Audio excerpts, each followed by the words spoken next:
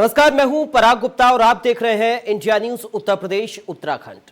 लखनऊ में हुई एक घटना ने जहां पूरे देश को सन्न कर दिया, तो वहीं एक सवाल उठ खड़ा हुआ कि क्या डिप्रेशन एक बड़ी टेंशन बन गया है। ये सवाल इसलिए क्योंकि लखनऊ में रेलवे अधिकारी की नाबालिग बेटी ने अपनी मां और भाई की गोली मारकर हत्या कर दी। अधिकारियों का कहना है कि नाबालिग बेटी डिप्रेशन की शिकार है और उसी वजह से उसने इस घटना को अंजाम दिया। और यह कोई पहली घटना नहीं है, इससे पहले भी इस तरह की घटनाएं होती रही हैं, जहां डिप्रेशन में आकर या तो किसी की जान ले ली हो या खुद आत्महत्या कर ली हो। ऐसे में बड़ा सवाल उठ जाता है कि क्या कोरोना काल में लगे लॉकडाउन में बच्चे खुद को घर में अकेला महसूस कर रहे हैं, वो खुद को कैद महसूस कर रहे हैं। जो एक्टिविटी वो रोजमर्रा की जिंदगी में किया करते थे, उससे लॉकडाउन के दौरान दूर होने का असर उनके दिमाग पर इस कदर पड़ रहा है कि वो इतने खौफनाक कदम उठा रहे हैं। ऐसे में कई बड़े सवाल खड़े होते हैं कि लखनऊ की घटना के पीछे डिप्रेशन की बड़ी वजह है। क्या वाकई बच्चों में डिप्रेशन का लेवल इतना बढ़ता जा रहा है? क्या लॉकडाउन की वजह से लॉकडाउन ने बच्चों में डिप्रेशन को हाई लेवल पर पहुंचा दिया? और साथ ही सवाल यह भी कि बड़ों के साथ साथ अब वक्त आ गया है कि बच्चों की भी काउंसलिंग की जाए। इन्हीं सवालों का जवाब आज हम तलाशने की कोशिश करेंगे।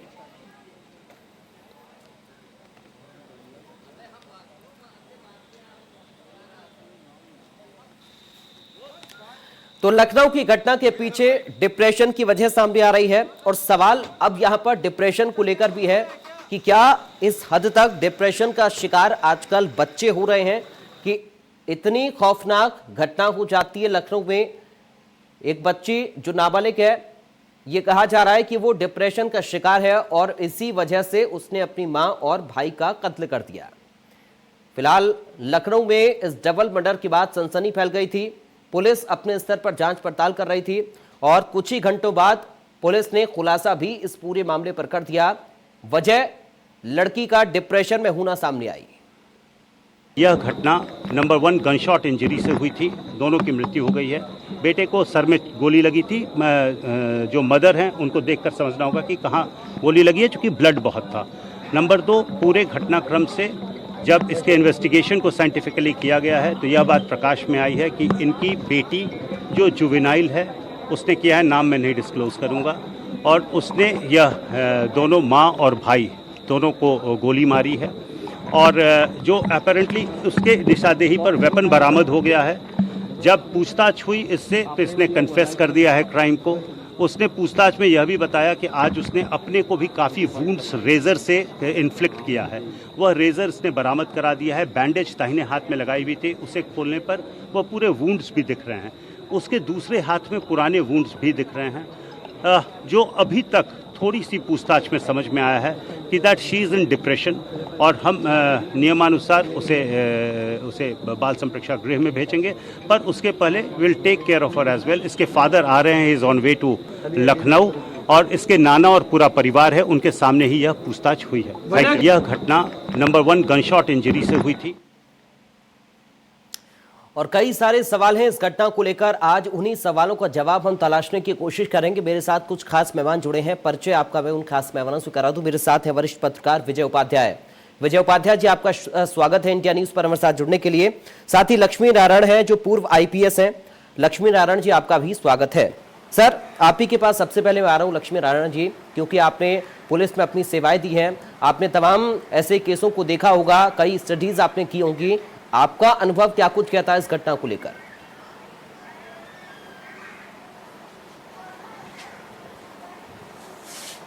देखिए, ये बात सही है कि आज का जो युवा है, ख़ास तौर से जो ये टीनेजर्स हैं, और हम ये बल्कि कहेंगे कि जो 25 साल तक की उम्र के बच्चे हैं, ये इस समय बहुत से कारणों के कारण डिप्रेशन में रहते हैं।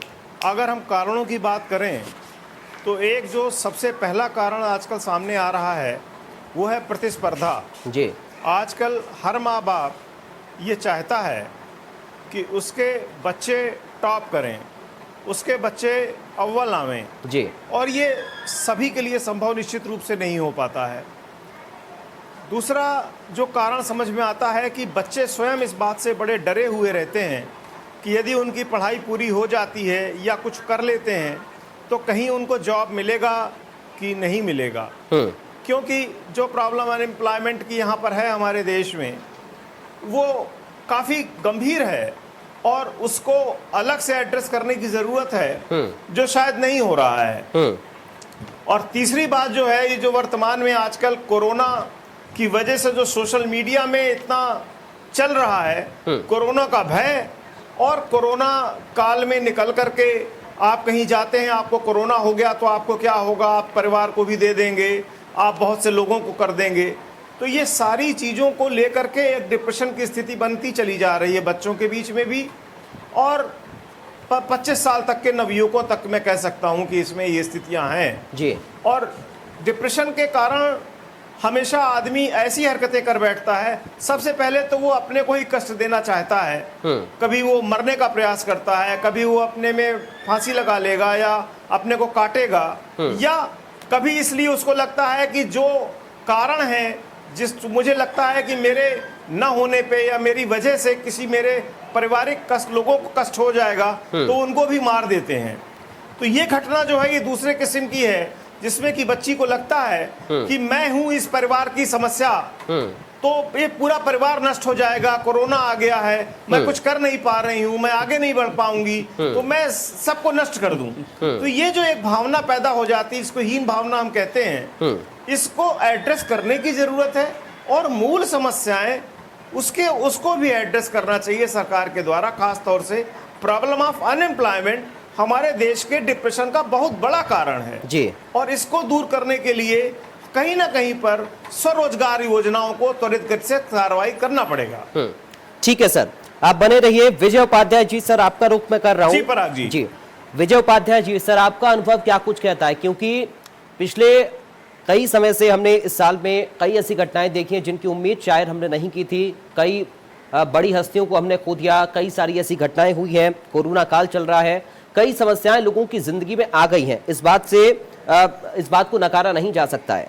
लेकिन समस्या का समाधान किसी को मार देना या खुद को नुकसान पहुंचाना नहीं होता। आपका अनुभव क्या कुछ कहता है इस घटना को लेकर या फिर डिप्रेशन को लेकर?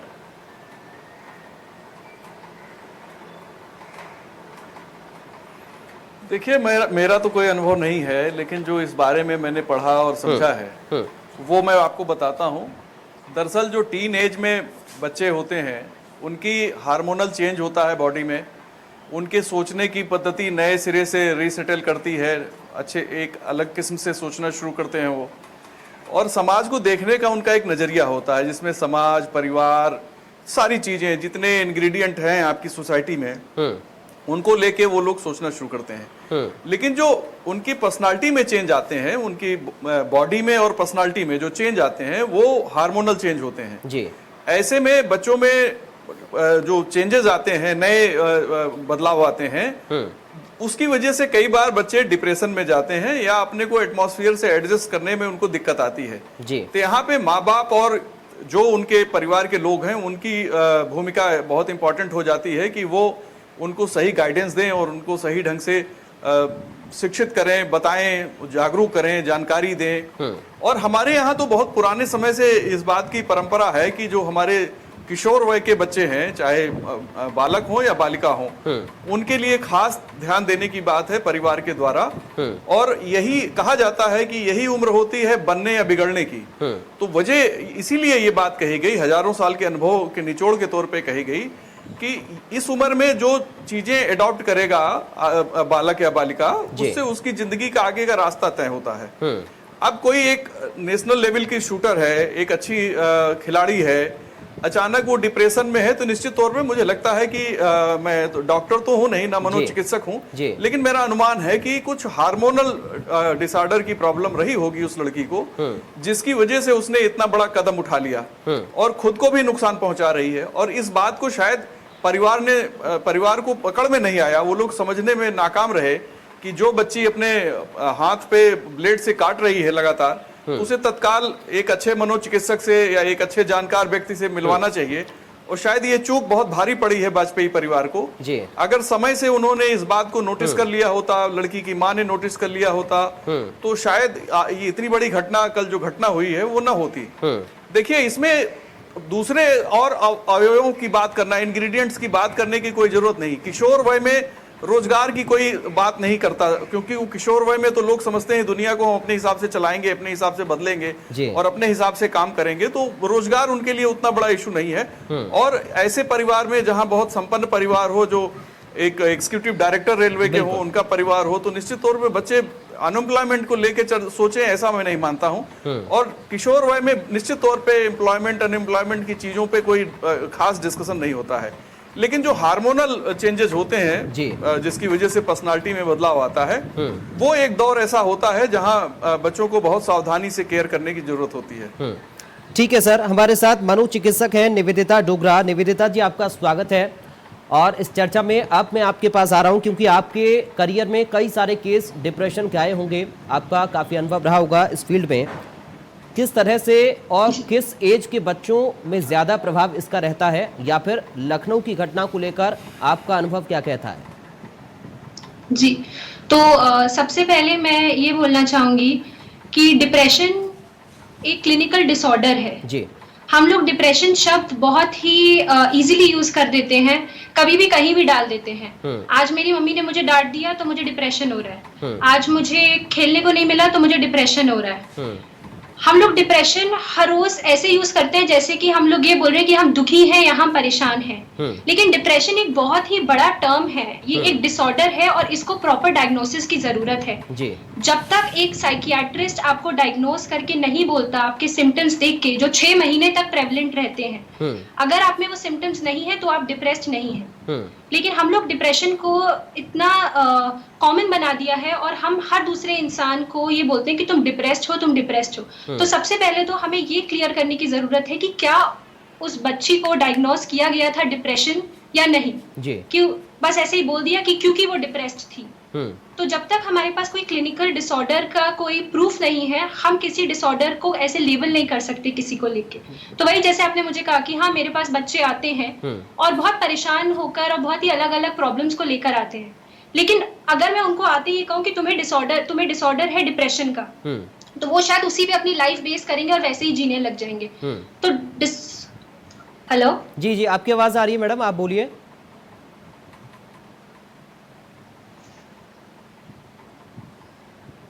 निवेदिता जी, आप सुन पा रही हैं मुझे?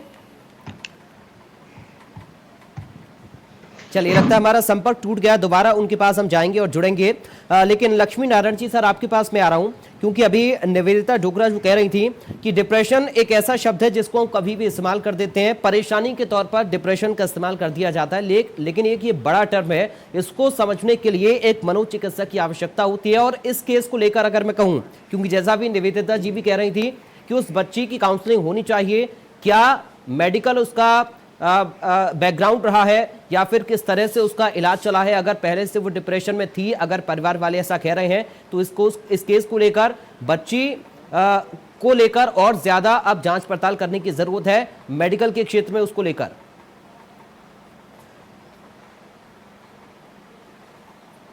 नहीं, बिल्कुल ज़रूरत है, क्योंकि डिप्रेशन लो लेवल से लेके हाई लेवल तक होता है जी।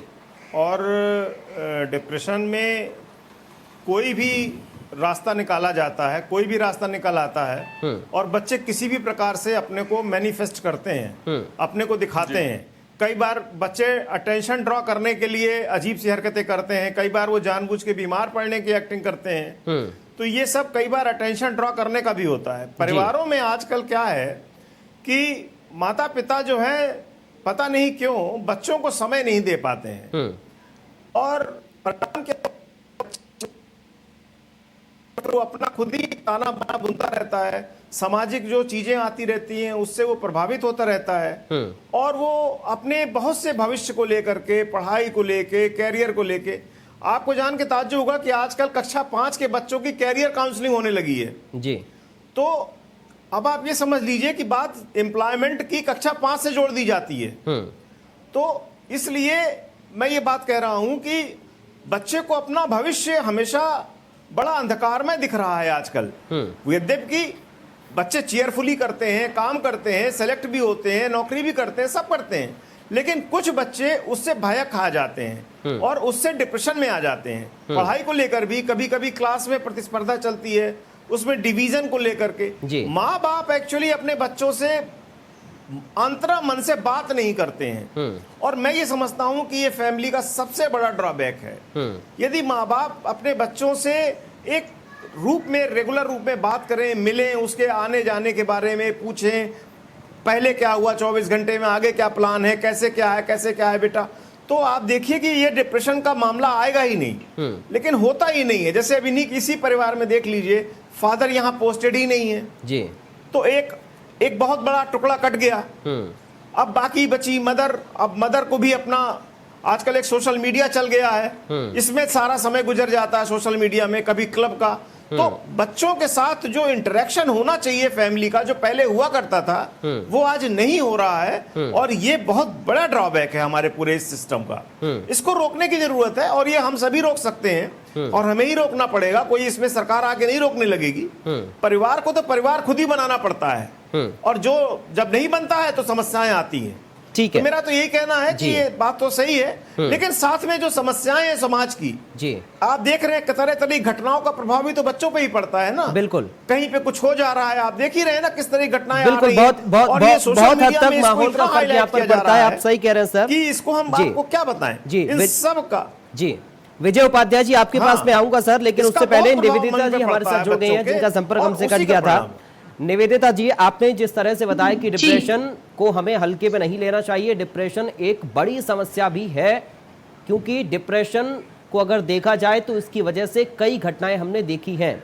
तो इसको लेकर आप किस तरह से देखती हैं, इसका असर किस हद तक होता है, किस किस स्तर का ये होता है, और किस एज के लोगों पर ज्यादा असर करता है? जी, डिप्रेशन की कोई एज नहीं है, क्योंकि डिप्रेशन 10 साल से लेकर 60 साल 70 साल के इंसान में भी हो सकता है। लेकिन ज्यादातर ये टीनेजर में देखा जाता है, किशोर में देखा जाता है, किशोरियों में देखा जाता है, क्योंकि वो एज जो होती है उस समय बहुत सारे हार्मोनल चेंजेस होते हैं।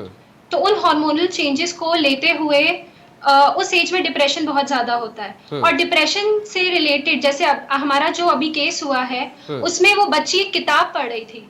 अगर हम लोगों ने उस पर ध्यान दिया हो तो वो किताब थी ह्यूमन अनआइडेंटिफाइड, या फिर कुछ ऐसे ह्यूमन से रिलेटेड। और वो किताब बहुत ही एक डार्क किताब है। डार्क किताब मतलब कि वो किताब उन सब चीजों के बारे में बात करती है, डेथ के बारे में, सुसाइड के बारे में, कैसे क्या करना चाहिए। तो डिप्रेशन, अगर आप कह भी रहे हैं कि वो उसको डिप्रेशन था, तो उसके पीछे के रीजंस अगर हम लोग पकड़ लें, अगर हम ये देख लें कि उसको डिप्रेशन कहाँ से हुआ, क्या सिम्टम्स थे, तो उन सब चीजों को हम लोग बहुत काफी समय तक बचा सकते हैं। तो जब माँ बाप देखते हैं कि बच्चे क्या पढ़ रहे हैं, तो उनको पूरा उसमें रोल होना चाहिए कि वो बच्चा जो भी पढ़ रहा है, क्या उससे उसको क्या इन्फ्लुएंस हो रहा है। क्योंकि उसने शीशे पे उस किताब का नाम भी लिखा था, और वो किताब कहीं ना कहीं ऐसे इन्फ्लुएंस करती है कि डेथ के बाद लाइफ क्या है, और डेथ के बाद हम लोग एग्जिस्टेंस के टुवर्ड्स मूव करेंगे।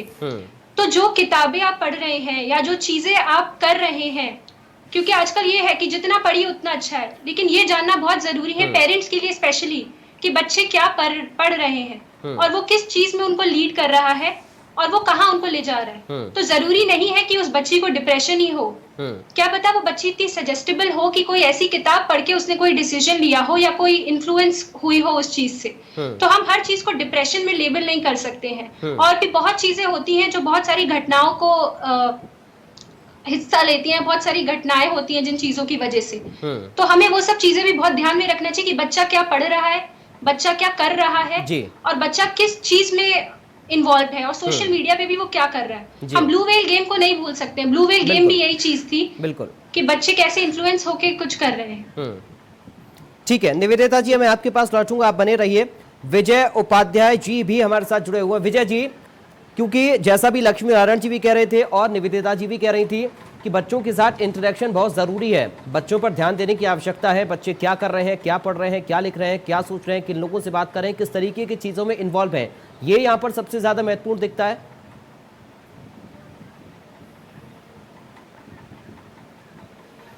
देखिए, बात निवेदिता जी ने जो कही हुई, मैं कहना चाहता था कि अगर सिर्फ कमिश्नर पुलिस लखनऊ के कहने से हम नहीं मान सकते कि उस बच्ची को डिप्रेशन था। जब तक डॉक्टरों का पैनल ये बात ना कह दे कि वो डिप्रेशन में थी, तब तक इस बात को पक्के तौर पे नहीं कहा जा सकता।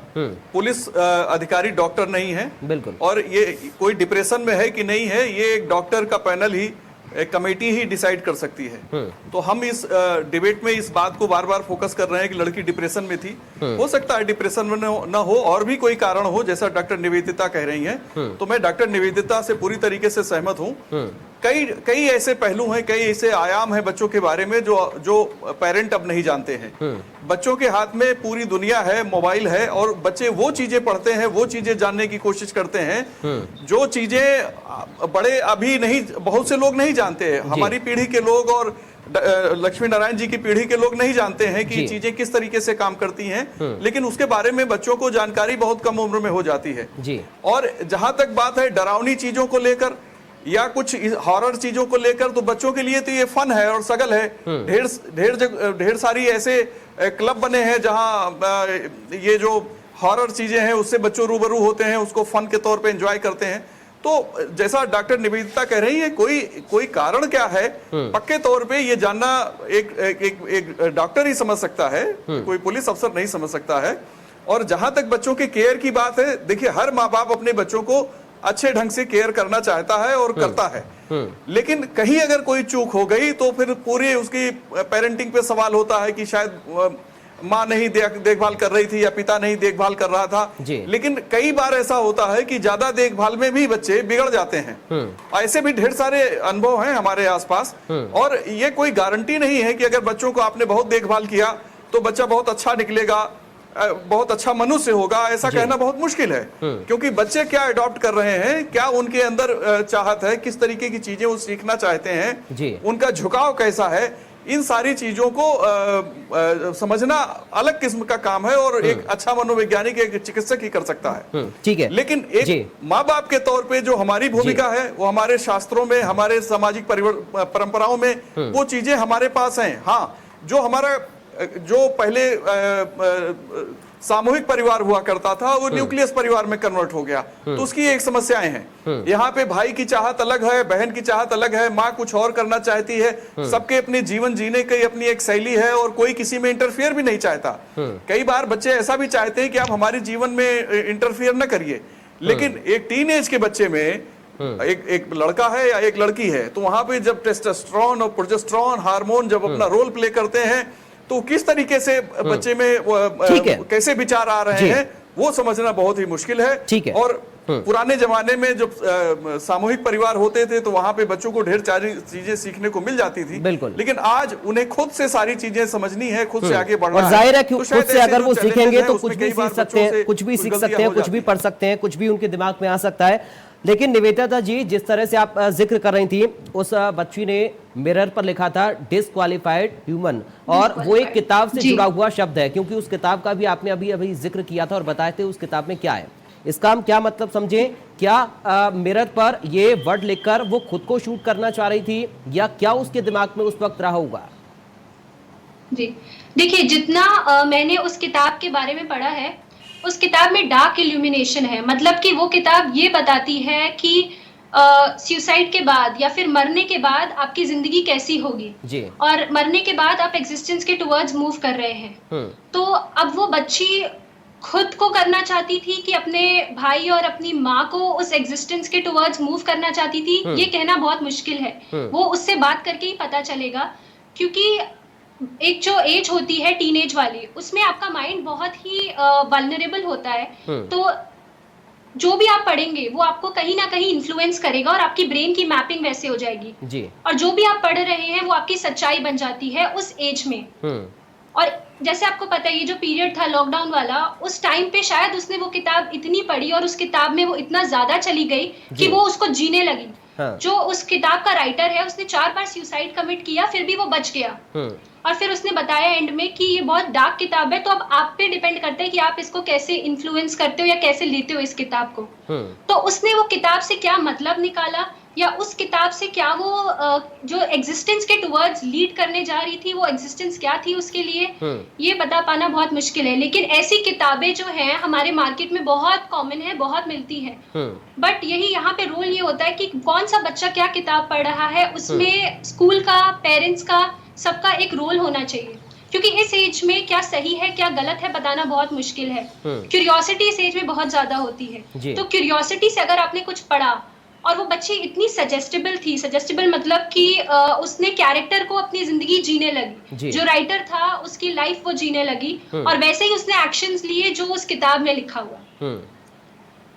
तो क्या रोल था उस किताब का वो जानना बहुत जरूरी है। ठीक है। और उसने वही किताब का नाम मिरर पे भी लिखा था। लेकिन इसका मतलब क्या हुआ, इस मैसेज का मतलब निवेदिता जी क्या होता है? डिसक्वालिफाइड ह्यूमन जो उसने मिरर पर लिखा, इससे मैसेज क्या मिलता है? इसका मैसेज मतलब ये है, अगर मैंने जो इंटरप्रेट किया है उस मैसेज का मतलब ये है कि ह्यूमन बीइंग जो एक स्पीशी है वो मोह माया में अटकी हुई है और उनका पर्पस जो है यहाँ से एलिवेट होना है। मतलब कि एग्जिस्टेंस के टुवर्ड्स एक जिसको बोलते हैं कि लाइफ आफ्टर डेथ, जो पेन नहीं है, जहाँ पे कोई सफरिंग नहीं है, कोई प्रॉब्लम नहीं है, कोई सैक्रिफाइस नहीं है और इस अर्थ में आप एक स्पीशी की तरह, ह्यूमन की तरह रह रहे हो और ह्यूमन बीइंग से निकल के फिर जब आपका सोल एलिवेट हो जाएगा, आप डिसक्वालिफाइड हो ह्यूमन की तरह, अब आपको एक ऐसे सोल की तरह जीना है जो ह्यूमन बीइंग नहीं है, लाइफ आफ्टर डेथ। तो उस ह्यूमन डिसक्वालिफाइड मतलब कि अब आप ह्यूमन बीइंग की तरह नहीं रहोगे, अब आप एक ऐसे सोल की तरह रहोगे जो फ्री है हर चीज से। तो ये मतलब है उसका। ठीक है, लक्ष्मी नारायण जी सर आपके पास में आ रहा हूँ। क्या आपके करियर में इस तरह के केस आपने देखे हैं, और अगर देखे हैं तो उनसे आप किस तरह से अब इस घटना के बारे में कनेक्ट करना चाहेंगे या बताना चाहेंगे? क्योंकि सर ऐसी कई सारी किताबें मार्केट में हैं, निवेदिता जी ने जो जिक्र किया कि इस तरह की किताबें मार्केट में आसानी से उपलब्ध हो जाती हैं, बच्चों पर ध्यान देने की यहाँ बहुत ज्यादा आवश्यकता है। अब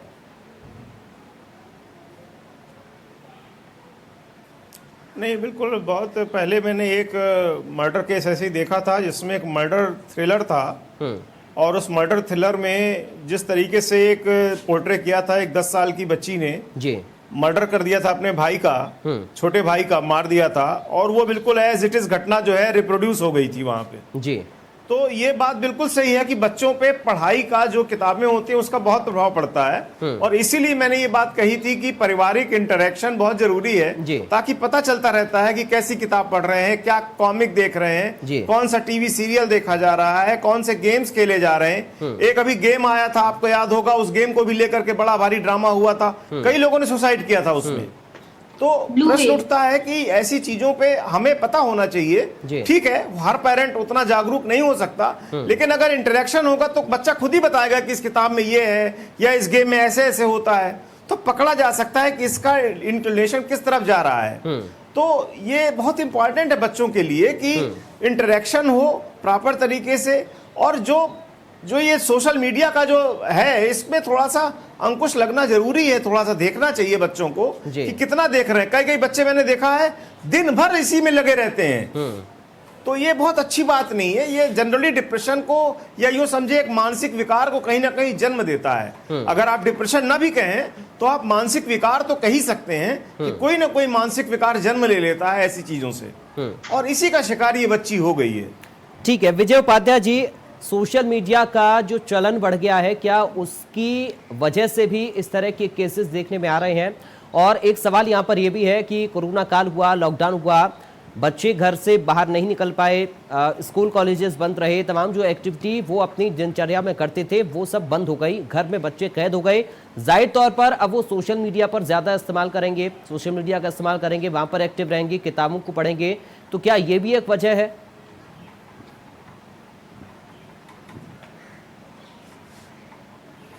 नहीं, देखिए, ये जो लॉकडाउन का असर है इस पे कोई रिसर्च तो अभी प्रॉपर वे में सामने नहीं आई। हाँ, इंडिविजुअल कुछ एक दो डॉक्टरों ने, हम लोगों ने भी जो बातचीत करी है उससे अलग अलग उम्र पे अलग अलग तरीके का इसका असर है। लेकिन आजकल जितने तरीके के आपके पास साधन है अपने आप को इंटरटेन करने के, तो मैं नहीं समझता कि बच्चे बहुत ज्यादा बोर हुए या बच्चे बहुत ज्यादा इसके पहले लॉकडाउन के पहले आउटडोर गेम बहुत खेलते थे, अचानक आउटडोर गेम उनका बंद हो गया। बच्चे तो पहले से आउटडोर गेम छोड़ चुके हैं और शहरों में तो जगह ही नहीं है खेलने की, तो इंडोर गेम ही होते हैं या फिर बच्चे अपने मोबाइल पे खेलने लगे हैं आजकल। तो अचानक कोई बहुत बड़ा परिवर्तन बच्चों के जिंदगी में नहीं आया सिवाय स्कूल बंद होने के। अच्छा, अब इसके बाद अलग अलग जो आर्थिक समूह हैं उनमें अलग अलग तरीके की फीलिंग है, अलग अलग मनोवैज्ञानिक इसके असर हैं। इसके बारे में कोई अध्ययन अभी तक हमारे सामने नहीं आया कि कोई अगर क्लास 1 अफसर है और रेलवे बोर्ड का एग्जीक्यूटिव डायरेक्टर लेवल का अफसर है, उसके परिवार पे क्या असर आया, कोई कॉमन मैन है उसके परिवार पे क्या असर आया, कोई शॉप वेंडर है उसके परिवार पे क्या असर आया। इसका अलग अलग स्तरों पे अलग अलग असर हो सकता है। अच्छा, बच्चों की जो कैपेसिटी है सोचने समझने की, उसके जानने की, दुनिया जो अपने आसपास रचता है उस दुनिया को में वो किस तरीके से इन चीजों से प्रभावित हो रहा है। अगर किसी बच्चे को किताबें पढ़ना बहुत अच्छा लगता है तो निश्चित तौर पे वो किताबें ही पढ़ेगा और उसको एंजॉय करेगा। और इस बात के ढेर सारी जानकारी है एक जर्नलिस्ट के नाते कि हॉरर फिल्में बच्चों को बहुत पसंद आती हैं और बच्चे ढेर सारी ऐसी किताबें भी पढ़ते हैं। कोई ये पहली बार नहीं है कि किसी एक लड़की ने इस तरह की किताब पढ़ी। आप देखिए, गेम्स की बात हो रही है, गेम्स में भी ढेर सारी हिंसा की बातें हैं, उसमें वॉर है, उसमें गोलियां हैं, उसमें मरने मारने की बातें हैं, बचने की सिचुएशन है। पबजी खेलिए, आप पबजी को देखिए, ढेर सारी चीजें ऐसी। तो बच्चे अब ज्यादा मैच्योर तरीके से सोचते हैं, ज्यादा परफेक्ट तरीके से सोचने की कोशिश करते हैं।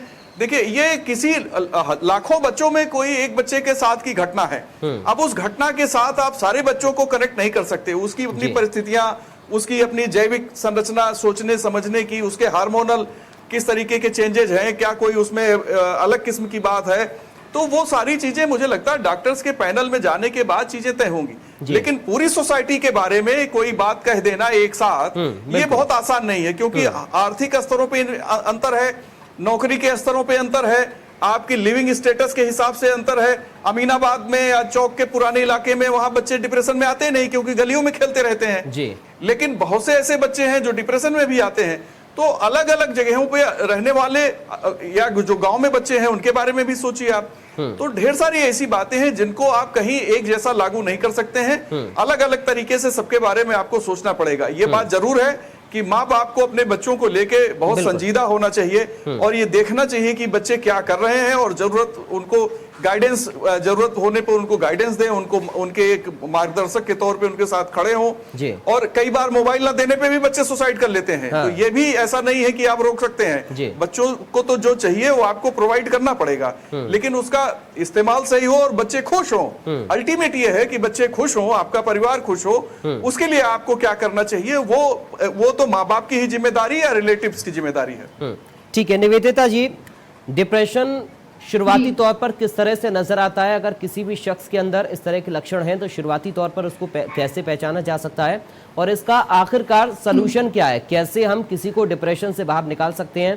क्या उसके लिए हमें घर में रहकर ऐसी एक्टिविटीज करनी होंगी ताकि वो व्यक्ति परेशान ना हो, डिप्रेस ना हो किसी भी चीज को लेकर? जी, डिप्रेशन के जो आपको सिम्टम्स दिखेंगे थोड़े बहुत लीड करते हुए, वो ये होगा कि किसी भी चीज में मन ना लगना, बहुत ज्यादा मन बेचैन होना और हर समय उदास रहना। ज्यादातर मूड जो रहेगा वो उदास रहेगा। अच्छी चीजों में भी खुशी नहीं मिलेगी और अपने आप का ध्यान रखने का बिल्कुल मन नहीं करेगा, मतलब पर्सनल हाइजीन बहुत कम हो जाएगा। उसके बाद खाने पीने में या तो बहुत ज्यादा खाना लगेंगे या तो बहुत कम खाने लगेंगे। खाना को ये लेकर या फिर सोने को लेकर आएगा तो बहुत ज्यादा सोएंगे या फिर बिल्कुल भी नहीं सोएंगे और इंसोम्निया हो जाएगा या हाइपरसोम्निया, बहुत अग्रेसिव हो जाएंगे या अपने आप को हार्म करने लग जाएंगे। तो ये सब चीजों का ध्यान देना बहुत जरूरी है। अगर एक जगह बैठे हैं सुबह तो शाम तक उसी जगह पे बैठे रहेंगे, बात करने की लोग कोशिश करेंगे तो बात करने नहीं आएंगे। तो ये सब चीजें जो अगर आप किसी को भी दिखती हैं, स्पेशली फैमिली मेंबर्स को, तो एक प्रोफेशनल के पास यानी कि एक डॉक्टर के पास ले जाना बहुत जरूरी है, जो कि मेडिसिन प्रिस्क्राइब करेगा, उसके साथ साथ थेरेपी चलेगी। जी हमारे यहाँ क्या होता है कि अगर हम किसी सिम्टम्स देखते हैं तो हमें लगता है ये बच्चा का पढ़ने का मन नहीं है इसलिए ऐसे कर रहा है, या ये बच्चा बाकियों की तरह परफॉर्म नहीं करना चाहता है इसलिए ऐसे कर रहा है। तो हम डिप्रेशन को उसकी कामचोरी या उसकी नासमझी में ले लेते हैं जी। लेकिन अगर ऐसे सिम्टम्स दिखते हैं किसी को भी, किसी पेरेंट को, तो उनको एक साइकियाट्रिस्ट को कंसल्ट करना बहुत जरूरी है। प्लस जितना पेरेंट्स इन्वॉल्व रहेंगे बच्चे की लाइफ में, मैं स्पेशली बच्चों के लिए बोल रही हूँ कि जितना इन्वॉल्व रहेंगे बच्चों की लाइफ में उतना ही डिप्रेशन होने के कम चांसेस होंगे, स्पेशली इस टाइम में, क्योंकि बच्चों को इस टाइम पे कोई समझने के लिए चाहिए होता है, कोई सुनने के लिए चाहिए होता है, और माता पिता से अच्छा इस चीज में कोई नहीं हो सकता। दूसरी चीज, जितना एक्टिविटी करेंगे, एक्टिविटी मतलब जितना अपने आप को फिजिकली, घर में भी आजकल इतने वर्कआउट्स होते हैं, आप कुछ भी कर सकते हैं, और आधे घंटे आपको अपने आप को फिजिकल वर्कआउट देना है, और धूप पे थोड़ा जाइए, विटामिन लीजिए, विटामिन की डेफिशिएंसी भी बहुत रोल प्ले करती है डिप्रेशन में, तो उनको धूप लेनी चाहिए, और खाना अच्छा खाना चाहिए इस टाइम पे, ये सब चीजें, म्यूजिक सुनना चाहिए, और मेडिटेशन, योगा, जो भी उनको पसंद है, कोई एक्टिविटी वो रोज करनी चाहिए, आधा घंटा फिजिकल एक्टिविटी, क्योंकि फिजिकल एक्टिविटी भी डिप्रेशन को दूर करने में बहुत बड़ा रोल प्ले करती है। तो ये सब चीजें, और पेरेंट्स को अंडरस्टैंड करना चाहिए, देखना चाहिए कि अगर ये सिम्टम्स हैं तो उस बच्चे को धुतकारने की जगह उसको एक प्रोफेशनल के पास ले जाना चाहिए, उसकी हेल्प करनी चाहिए। और ये चीजें जो होती है अभी बहुत कॉमन है, सही कह रहे हैं कि पहले नहीं होता था ये सब, या फिर आप गांव में देखेंगे ये सब चीजें इतनी कॉमन नहीं है, क्योंकि अब जैसे इतना ज्यादा कंपटीशन हो रहा है, सोशल मीडिया का इतना रोल है, और पढ़ाई का इतना प्रेशर है, तो उस वजह से अलग अलग हार्मोनल इम्बैलेंसेस, हार्मोनल चेंजेस होते हैं, जिसकी वजह से अब डिप्रेशन ज्यादा। निवेदिता जी, इसमें मैं एक पॉइंट और रखना चाहूंगा, क्योंकि जो लड़की है उसने पहले खुद को भी रेजर से नुकसान पहुंचाने की कोशिश की, रेजर से कट लगाए हैं, ऐसी भी खबरें सामने आई। उसके बाद मिरर पर एक शूट किया डिस्क्वालीफाइड ह्यूमन लिखकर, उसके बाद फिर हमला किया अपनी मां और भाई पर, ऐसा कहा जा रहा है। तो खुद को भी यहाँ पर नुकसान पहुंचाने की पहले उसने कोशिश की थी। जी, सुसाइडल टेंडेंसीज, मैंने जैसे बोला कि डिप्रेशन में आप देखेंगे कि अपने आप को नुकसान पहुंचाएंगे, सुसाइडल टेंडेंसीज कॉमन होती हैं। और और ये भी देखना जरूरी है कि ये पैटर्न पहले से चलता है, क्या उसने उसी दिन अपने आप को हार्म पहुंचाया कि पहले से पहुंचाती आ रही है, और अगर आ रही है तो किसी ने कोई रोल क्यों नहीं किया। जैसे कि आजकल बच्चे बहुत हाथ काटते हैं जी, और अपने आप को, अपने माँ बाप को धमकी देते हैं कि मैं मर जाऊंगा, मैं ये कर लूंगा, मैं वो कर लूंगा। तो उन सब चीजों को सीरियसली लेके एक बार किसी प्रोफेशनल से कंसल्ट करना कोई बुरा नहीं है, बट हमारी सोसाइटी में इतना टैबू है कि हम कंसल्ट नहीं करना चाहते हैं। अगर एक बार कंसल्ट करेंगे तो शायद कोई घटना जो होने वाली है वो बच सकती है। ठीक है लक्ष्मी नारायण जी, क्योंकि अभी जो लड़की है वो पुलिस ने उसको पकड़ा है, पुलिस पूछताछ भी लगातार कर रही है, आगे का प्रोसेस अब ऐसे केसेस में पुलिस का किस तरह से रहता है, पूछताछ का या फिर केस को आगे हैंडल करने का?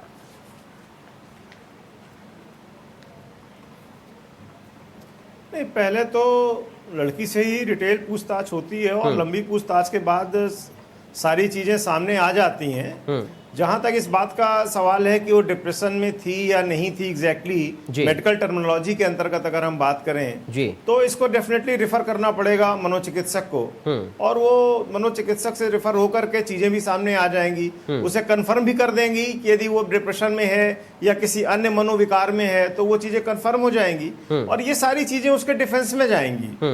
मतलब वो तो केस जो है अपनी जगह, ये तो एक बहुत ही दुखद घटना हो ही गई है, और हमारी सिंपैथी उस बच्ची के साथ भी है जी, क्योंकि कोई अपने माँ अपने भाई को नहीं मारता है, और वो बेचारी खुद भी मतलब एक तरह से अकेली हो गई अब, और वो जिंदगी भर के लिए उसके लिए एक नासूर बन गया। तो बहुत से फैक्टर्स हैं, और जहां तक पुलिस की कार्रवाई है तो पुलिस तो सीआरपीसी में ही चलेगी, और सीआरपीसी के आधार पे ही आगे कार्रवाई करेगी। मनोचिकित्सक से वो एक बार विवरण जरूर लेगी कि इसकी मनो कंडीशन कितनी है, कैसी है, ठीक है, और तभी अग्रिम कार्रवाई उसमें होगी जो भी होनी है। जी विजय जी, क्योंकि लक्ष्मी नारायण जी भी यही जिक्र करें कि इसमें आखिर दोष हम किसको दें, दोषी किसको माना जा सकता है। बच्ची का दिमाग उस समय जो उससे कहता गया वो बच्ची करती गई, जिस भी तरह के उसमें लक्षण थे या जो भी प्रॉब्लम उसके दिमाग में चल रही थी, जो बातें चल रही थी, जो उसने पढ़ा था या जो वो सोच रही थी, अब आखिर दोष इसमें किसको दिया जाएगा, क्योंकि सवाल यहाँ पर बच्चों की केयर को लेकर भी है।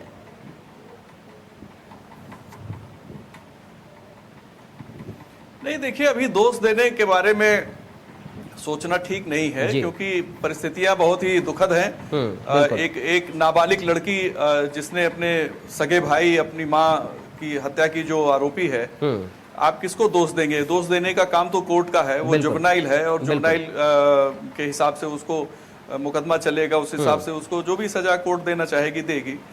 लेकिन ऐसी घटनाओं से हमको सबक सीखना चाहिए।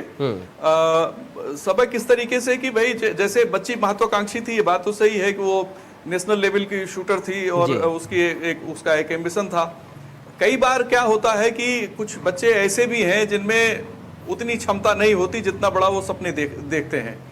इस तरह के बहुत से ढेर सारे केसेस हम लोग बराबर देखते हैं कि उनको नॉलेज उतना नहीं है। मैं इस घटना के बारे में नहीं कह रहा हूं, मैं एक जनरल बात कह रहा हूं कि बच्चों ने बड़ा सपना देख लिया और उतनी उनमें क्षमता नहीं है, तो फिर उनको फ्रस्ट्रेशन होने लगता है। कोई डिप्रेशन में है कि नहीं है ये पता लगाना भी बड़ा आसान काम नहीं है। कई बार कई चीजें हैं, मनोवैज्ञानिक और डॉक्टर निवेदिता शायद आपको और ज्यादा डिटेल में आप पूछेंगे तो बताएंगी कि सिर्फ डिप्रेशन नहीं है, डिप्रेशन के साथ तमाम और चीजें जुड़ी हुई हैं और उन सारी चीजों को समझना बड़ा आसान नहीं है। हमारे एक दोस्त हैं, उनको एंजाइटी रहती थी, उन्होंने कहा कि मैं एक दिन तो 500 किलोमीटर गाड़ी चला के चला गया और पता ही नहीं लगा कि कब मैं इतनी दूर चलाया। तो जो मन है ना, इसका विज्ञान अपने आप में बहुत ही महत्वपूर्ण है और माँ बाप ही सबसे बड़े मनोवैज्ञानिक हैं अपने बच्चे के लिए। कई बार चूक हो जाती है समझने में, बहुत केयर करने के बावजूद चूक हो जाती है। कुछ उस जो किशोर वय में जो परिवर्तन होते हैं जिसका जिक्र निवेदिता जी ने भी किया, उन सारी चीजों को लेके आपको देखना पड़ेगा। हम किसी को अभी इसमें जिम्मेदार नहीं ठहरा सकते। हाँ, ऐसी घटनाओं से आप सजग हो सकते हैं अपने परिवार, अपने बच्चों को लेकर।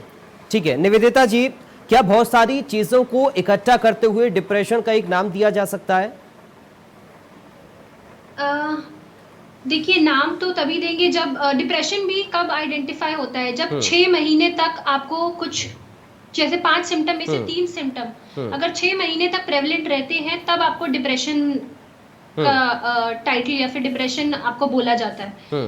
तो डिप्रेशन के साथ साथ कोमॉर्बिडिटी हो सकती है और भी डिसऑर्डर्स की, जिसमें पर्सनालिटी आती है, मूड डिसऑर्डर्स आते हैं और भी बहुत चीजें आती हैं जो शायद इस केस में प्रेवलेंट हो, क्योंकि एकदम से इतना हाईली सजेस्टेबल होना किसी किताब को लेके, तो वो आप पर्सनालिटी डिसऑर्डर को भी किसी कंसिडर करना चाहिए। और टेस्ट होते हैं इन सब के, डिप्रेशन के अलग टेस्ट होते हैं, मूड डिसऑर्डर्स के टेस्ट होते हैं, उन सब टेस्ट के करने के बाद ही आप किसी को डिप्रेशन में कह सकते हो कि वो इंसान डिप्रेशन में है। तो इतनी कॉमन हम डिप्रेशन वर्ड यूज करते हैं तो वो थोड़ा सही नहीं है, क्योंकि आपको पूरे टेस्ट के थ्रू जाना पड़ता है। डिप्रेस्ड का लेबल जब आपको लेबल बोला जाता है कि आपको डिप्रेस्ड है, डिप्रेशन है आपको, तो उसके लिए बहुत सारी चीजें पहले होती हैं, पर हम लोग बहुत कॉमनली यूज कर देते हैं जो कि सही नहीं है जी। और सबसे बड़ी समस्या आज ये भी है ना कि बच्चों को उनके मन की करने दीजिए, तब बच्चे खुश भी रहते हैं। अगर उनके आप मन की नहीं करते हैं, उनकी बातों को नहीं मानते हैं, ज्यादा उनको बाउंड करके रखते हैं, डांटते हैं, फटकारते हैं, तो शायद बच्चे और ज्यादा परेशान होते हैं। ये भी एक आज का बड़ा प्रॉब्लम है कि बच्चों को अपने मन की करने की आदत भी है। जी बिल्कुल, बच्चों को कुछ पेरेंट्स जैसे अभी भी है, वो इतना ज्यादा सोशल मीडिया का रोल प्रेवलेंट हो गया कि उनको लगता है कि अगर हमने बच्चे को ये चीज नहीं करी या ये चीज नहीं दिलाई तो शायद हमारा बच्चा कुछ कर ले। शायद बच्चे के मन में भी ना हो, लेकिन पेरेंट्स आजकल बहुत ज्यादा डर में जी रहे हैं। तो ये जो डर है कि हमारा बच्चा कुछ कर लेगा, हमारा बच्चा कुछ कर लेगा, में वो उसकी सारी जिदें पूरी कर देते हैं। और एक बार अगर वो नहीं पूरी करते हैं तो बच्चा फिर उनको वही धमकी देता है दोबारा कि अगर मैंने ये चीज पूरी नहीं की तो मैं ये करूंगा, या वो चीज पूरी नहीं करी तो वो करूंगा। तो कहीं ना कहीं इसमें रोल पेरेंट्स का है, क्योंकि वो बच्चे की कंडीशनिंग वैसे करते हैं स्टार्टिंग से। जब सब कुछ आपने बिना कहे बच्चे के जो उसके लिए सही था नहीं था लाके दिया, फिर एक दिन आपने मना कर दिया, तो बच्चा तो वो टैंट्रम थ्रो करेगा ही पेरेंट्स पे। तो इसमें पेरेंट्स का रोल बहुत है कि आप जब कंडीशनिंग कर रहे हो तो आप क्या चीज पूरी कर रहे हो और क्या नहीं पूरी कर रहे हो, और किस डर से आप वो चीज पूरी कर रहे हो, ये चीज उनको देखना बहुत जरूरी है। निवेदिता जी, एक मैं पॉइंट और आपसे समझना चाहूंगा, क्योंकि ये लड़की नेशनल लेवल की शूटर भी है। अभी विजय जी भी इस बात का जिक्र कर रहे थे, क्योंकि अगर नेशनल लेवल की शूटर है तो माइंड भी उसका शार्प होगा, निगाह भी काफी तेज होगी। तो क्या शार्प माइंड का व्यक्ति भी डिप्रेशन का शिकार हो सकता है?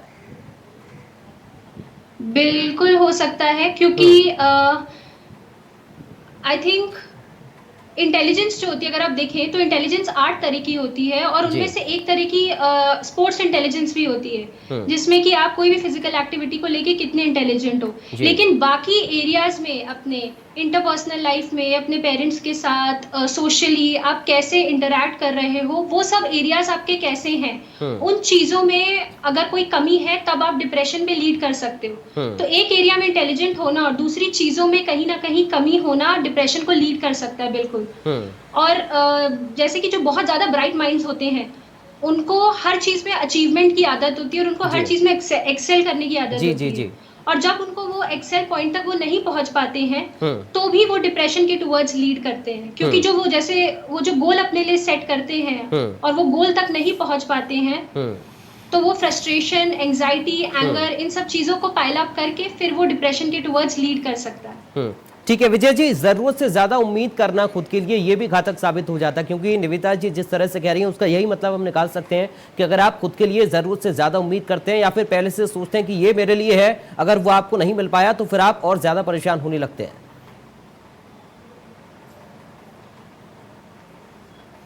ऐसा होता है, बहुत स्वाभाविक है। और मैं एक बात और आपको कहूंगा कि जो टीन एज के बच्चे होते हैं उसमें बॉयज और गर्ल्स के जो मनोविज्ञान है दोनों का अलग अलग होता है, हार्मोनल चेंजेस अलग अलग होते हैं जी।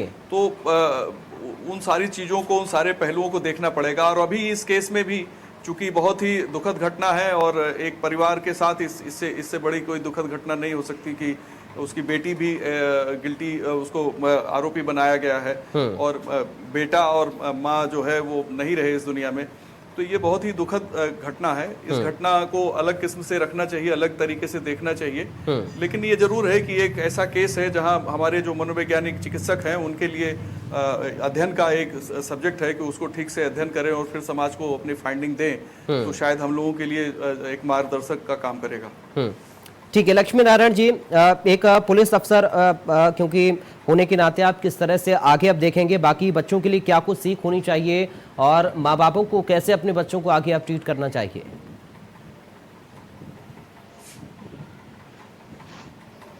देखिए, मैंने बहुत पहले एक बार एक साइकोलॉजी की किताब में ही पढ़ा था जी कि बच्चे को एक बार नो कहने का सुनाना जरूर चाहिए। मतलब हर चीज हाँ हो जाती है जिस बच्चे के लिए, उस बच्चे को बाद में बहुत दिक्कतें आती हैं जी। तो पेरेंट्स को कभी कभी ना कहना चाहिए और उस ना को समझना चाहिए। बच्चा यदि ना नहीं सुनेगा तो उसे सोसाइटी में बहुत दिक्कत होती है।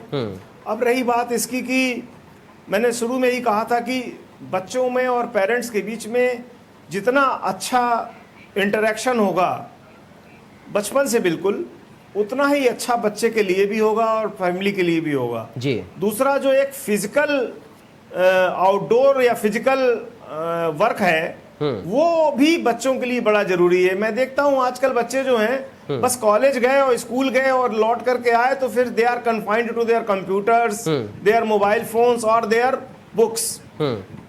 कहीं ना कहीं उनको थोड़ी देर के लिए आउटडोर वर्क करना चाहिए। कुछ भी करें, घर में ही डाइनिंग टेबल कर लें, घर में ही एक थोड़ा सा जो है वो टेबल टेनिस की टेबल आ जाए, डाइनिंग टेबल को टेबल टेनिस बना लें। मतलब कुछ कार्रवाई, कुछ गतिविधि फिजिकल जरूर होती रहनी चाहिए। एक्चुअली क्या है ना कि ये जो फिजिकल एक्टिविटी है ये डिप्रेशन को हटाता है जी। निवेदिता दी इस बात की सहमति देंगी कि ये मतलब फिजिकल एक्टिविटीज डिप्रेशन को दूर भगाता है। तो थोड़ा सा बच्चों में इनकलकेट करने की जरूरत है और जब पेरेंट्स भी इन्वॉल्व होंगे तो बच्चे ऑटोमेटिकली इन्वॉल्व हो जाएंगे और इस तरह से चीजें बेटर हो सकती हैं। ठीक है, हमें तो यही सीखना है। ये केस एक आई ओपनर है, एक सामाजिक मनोविज्ञान के लिए भी बहुत बड़ा आई ओपनर है और हर पेरेंट के लिए भी बहुत बड़ा आई ओपनर है। Let us learn from this case. ठीक है निवेदिता जी, एक आखिरी सवाल मेरा ओवर थिंकिंग को लेकर है। क्या ज्यादा सोचना भी इसके लक्षण है? आगे आप और ज्यादा परेशान हो सकते हैं ज्यादा सोचने से। जी बिल्कुल। ओवर थिंकिंग का क्या मतलब होता है कि आज मैंने एक सिचुएशन बताई और कल को मैं उस सिचुएशन को लेके 4 चीजें सोच रही हूँ और वो 4 चीजों की 50% पॉसिबिलिटी है कि वो होगा और 50% पॉसिबिलिटी है कि वो नहीं होगा जी। लेकिन मैं उस 50% पे ज्यादा फोकस करूंगी जो नेगेटिव है और फिर उस नेगेटिव पे फोकस करके और 4 सिचुएशंस आगे और सोचूंगी। तो जबकि वो रियलिटी नहीं है, वो मेरी इमेजिनेशन है, वो मेरी कल्पना है। लेकिन मैं उस चीज को इतना उसमें घुस जाती हूँ और मैं उसी नेगेटिव एस्पेक्ट पे फोकस करती रहती हूँ कि अगर ऐसा हो गया तो, मगर ऐसा हो गया तो मेरा एक सजेशन ये है कि जो भी आप सोच रहे हैं उसमें आप ये देखिए कि वो आपका फैक्ट है या वो ओपिनियन, आपका इमेजिनेशन है जी।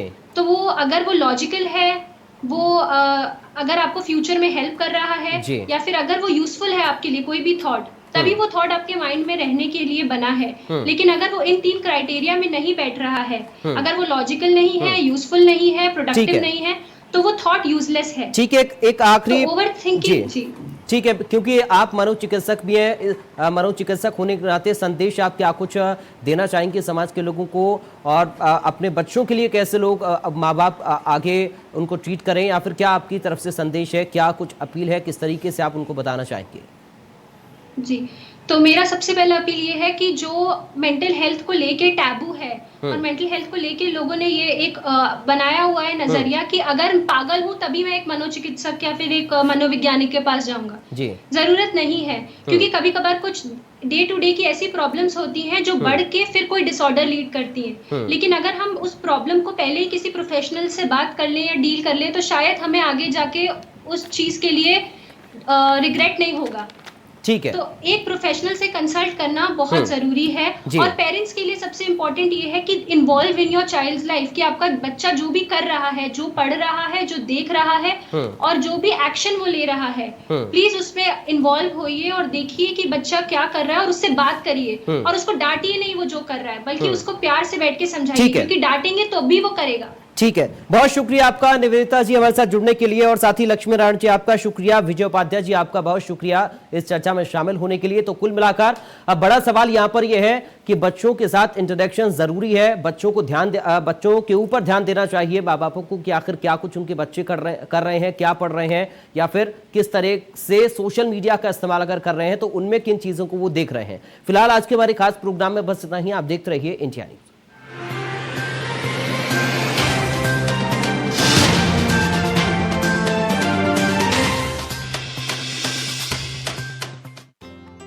एसोसिएट स्पॉन्सर भांगर सीमेंट, सस्ता नहीं सबसे अच्छा। I'm from TCS. I'm from Wipro. We are from NIET. Join #1 rank institute, NIET Greater Noida. Get future ready. I need a clean घर. Hygiene is important, हाँ? और intimate area की hygiene most important. क्योंकि कभी गर्मी, कभी periods. इसीलिए मुझे चाहिए कुछ इफेक्टिव पर नेचुरल, जैसे क्लीन एंड ड्राई वॉश जो करे पीएच नेचुरली बैलेंस, रखे जर्म से प्रोटेक्टेड और मुझे फ्रेश और अंदर से हैप्पी। सच्ची सहेली, सच्ची सहेली, सच्ची सहेली। कितनी बार बता चुकी हूँ कि सिर्फ सच्ची सहेली ही है महिलाओं की नंबर 1 औषधि एवं टॉनिक। आज ही नजदीकी मेडिकल स्टोर से सच्ची सहेली आयुर्वेदिक सिरप अपने घर ले आएं।